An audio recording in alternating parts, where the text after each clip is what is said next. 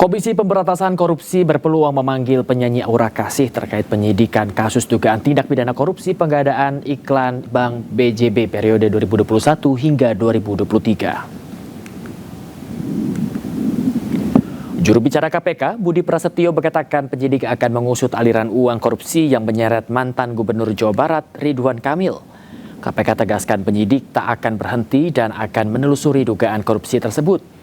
Budi juga menyebut akan mengecek informasi aliran uang dalam kasus dugaan korupsi dari ex-gubernur Jawa Barat Ridwan Kamil ke banyak pihak, termasuk informasi aliran uang ke selebritas Aura Kasih. Informasi dari masyarakat seperti ini tentu ini menjadi pengayaan bagi penyidik dan ini penting. Nanti kami akan cek validitas dari informasi tersebut. Dan jika masyarakat memiliki data ataupun informasi awal yang valid, silakan bisa disampaikan kepada kami. Nanti kami akan cek dan tentunya nanti bisa dilakukan konfirmasi kepada pihak-pihak yang bisa menjelaskan terkait dengan informasi tersebut. KPK memfasilitasi tahanan kasus korupsi untuk melaksanakan ibadah Natal 2025. KPK juga membuka kunjungan khusus bagi keluarga tahanan pada Kamis 25 Desember 2025. Komisi Pemberantasan Korupsi memfasilitasi sejumlah tahanan kasus korupsi untuk melakukan ibadah Natal dan menerima kunjungan khusus dari keluarga bertepatan dengan hari Natal. Kunjungan keluarga dibuka mulai pukul 10 hingga 13 waktu Indonesia Barat.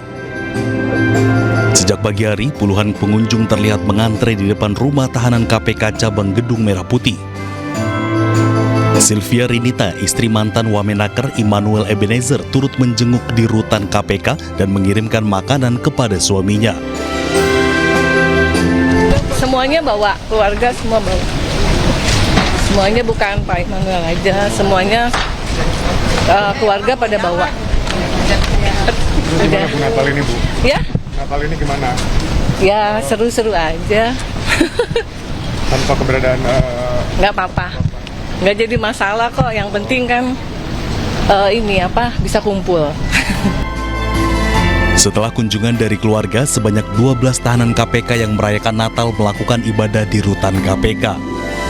Fasilitas ibadah dan kunjungan khusus ini merupakan bentuk penghormatan terhadap hak dasar setiap insan beragama. Dari Jakarta, Dias Triawan, Jaka Samsa, iNews melaporkan. Pemirsa, pemerintah Republik Indonesia menyerahkan dokumen legalitas bagi warga keturunan Filipina. Hal ini dilakukan untuk memberikan kepastian hukum dan perlindungan HAM.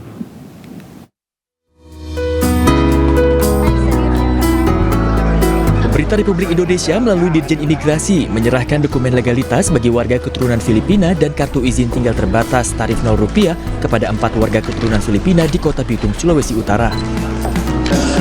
Ini merupakan bagian dari program Lentera untuk memberikan kepastian hukum dan perlindungan hak asasi manusia bagi warga Filipina atau keturunan yang berada di Indonesia dan belum memiliki legalitas hukum.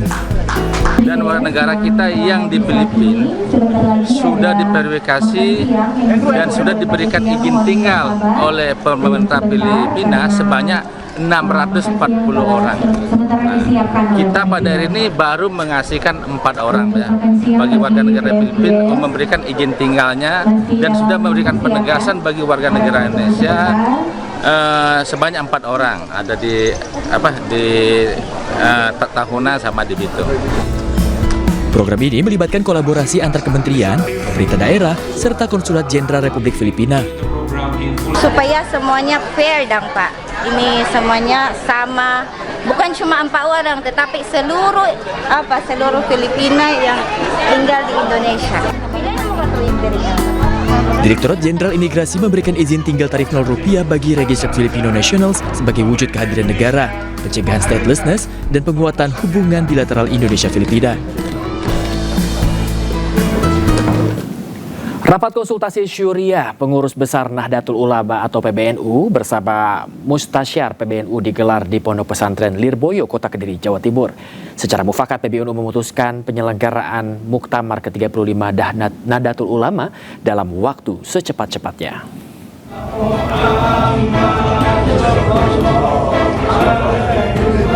Pengurus Besar Nahdlatul Ulama PBNU menggelar rapat konsultasi syuriah. Acara yang bertempat di Pondok Pesantren Lirboyo, Kota Kediri, Jawa Timur dihadiri oleh Ketua Umum PBNU Kiai Yahya Khalil Stakuf dan Rais Am PBNU Kiai Miftahul Akhyar. Pertemuan ini menghasilkan keputusan PBNU akan menyelenggarakan Muktamar ke-35 Nahdlatul Ulama dalam waktu secepatnya. Keputusan tersebut diambil setelah mencermati dinamika internal PBNU yang dinilai terus mengalami eskalasi sejak munculnya perbedaan pandangan terkait kepemimpinan organisasi. Hasil pertemuan pada hari ini memutuskan kesepakatan seperti berikut ini.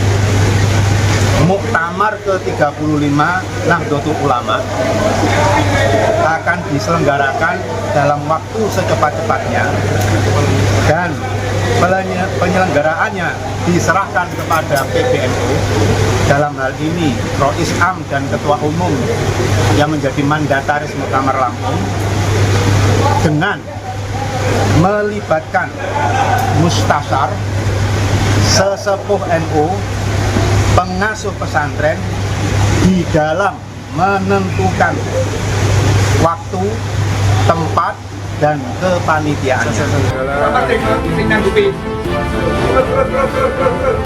Rapat konsultasi syuriah PBNU dengan Mustasyar PBNU menegaskan komitmen para ulama untuk mengedepankan musyawarah dan persatuan sebagai fondasi utama dalam menyelesaikan dinamika internal organisasi. Dari Kota Kediri, Jawa Timur, Afnan Subagio, A-News melaporkan.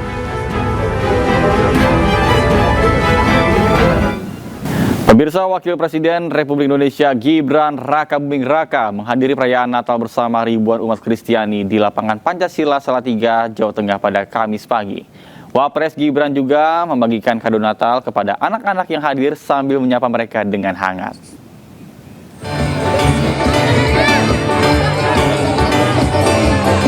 Wakil Presiden Gibran Rakabuming Raka menyambangi masyarakat di Kota Salatiga, Jawa Tengah dalam rangka menghadiri perayaan Natal 2025 bersama ribuan umat Kristiani di lapangan Pancasila Kamis pagi.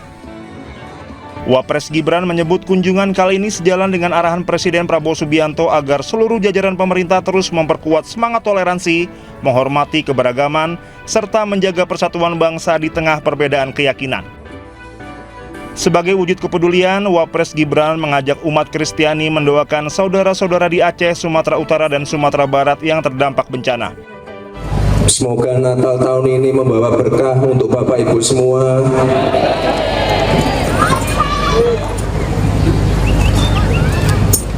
Tak lupa kita doakan saudara-saudara kita yang ada di Aceh, Sumatera Barat, dan Sumatera Utara. Kami dari pemerintah terus mengupayakan untuk percepatan penanganan dan pemulihan pasca bencana. Wapres Gibran juga membagikan kado Natal kepada anak-anak yang hadir sambil menyapa mereka dengan hangat. Kehadiran Wapres Gibran sekaligus menjadi wujud nyata komitmen pemerintah dalam mendukung kerukunan antar umat beragama di berbagai daerah. Dari Kota Salatiga, Jawa Tengah, Lurisa Lulu, A-News melaporkan.